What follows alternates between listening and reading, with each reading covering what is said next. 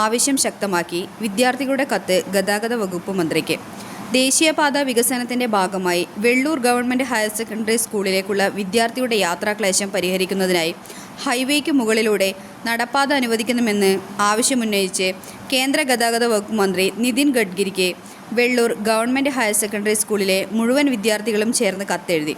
1700-ലധികം കുട്ടികൾ പഠിക്കുന്ന വെള്ളൂർ സ്കൂളിലേക്ക് ദേശീയപാതയുടെ കിഴക്കുവശം നിന്നും വരുന്ന കുട്ടികൾക്ക് എത്തിച്ചേരാൻ നിലവിൽ മാർഗമില്ല. ഒന്നുകിൽ കൊട്ടണശ്ശേരി അടിപ്പാത അല്ലെങ്കിൽ വെള്ളൂർ ബാങ്ക് അടിപ്പാത വഴി ചുറ്റി വരേണ്ട സാഹചര്യമാണ് ഇപ്പോഴുള്ളത്. എന്നാൽ പലപ്പോഴും ദേശീയപാതയിൽ സ്ഥാപിച്ചിട്ടുള്ള ഡിവൈഡറുകൾ ചാടിക്കടന്ന് റോഡ് മുറിച്ചു കടന്നാണ് കുട്ടികൾ സ്കൂളിലേക്ക് വരുന്നത്. ഇത് വലിയ അപകടം വിളിച്ചു വരുത്തും എന്നതിനാൽ സ്കൂൾ PTA നേതൃത്വത്തിൽ നേരത്തെ ഒരു നിവേദനം നൽകിയിരുന്നു. അതുകൂടാതെയാണ് ഇപ്പോൾ മുഴുവൻ കുട്ടികളെയും പങ്കെടുപ്പിച്ചുകൊണ്ട് പോസ്റ്റ് കാർഡിൽ എഴുതി തയ്യാറാക്കിയ കത്ത് കേന്ദ്രമന്ത്രിക്ക് അയക്കുന്നത്.